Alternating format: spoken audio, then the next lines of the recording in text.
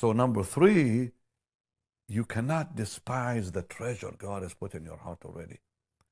So, and so it says in verse 17, Luke 19, and he said to him, well, thou good servant, because thou hast been faithful in a very little. You've been faithful in a very little, in the blessed. Wow. I'm going to give you authority over 10 cities. So God notices the little stuff we often miss in our faithfulness to Him. You know what? I don't want to kind of keep you too long by telling you what I have seen in my own life in the past. But I was faithful, and I did not know I was actually doing it, when I served Jim Pointer, a wonderful man, Free Methodist pastor. And he would take me with him to go minister. He had a big, massive accordion. And I would carry his accordion that was heavier than me. And I would help him get ready for the meetings and things that are only between God and I that I did, because it's not right for me to talk about what God told me to do to serve that precious man. And I am who I am today because I think the Lord was testing my service ability. Will I serve a man that nobody knew? And nobody really knew Jim. He was a precious saint of God with not a very major ministry. He didn't have a global ministry. He didn't have a ministry that many people knew about him. But I just felt, I want to serve this man of God. Not realizing the Lord was watching me.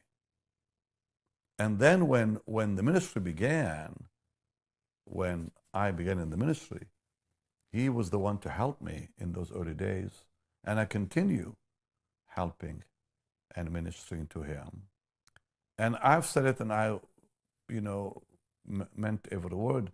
Had Miss Kuhlman lived longer, I would have been very happy to do anything she wanted. Because I understood one thing, not just from the Bible. I think the Lord allowed me to be with some great people in those days that taught me a lot about the ways of the Lord.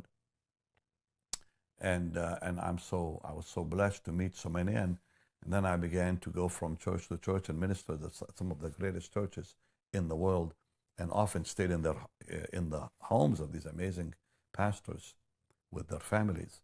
And I just learned so much from watching them and how God used them. One was David Duplessis. Now, I didn't stay in his home. He was not a pastor, but I watched that amazing man being used by God, and his humility and his family and others like him. It just was so moving.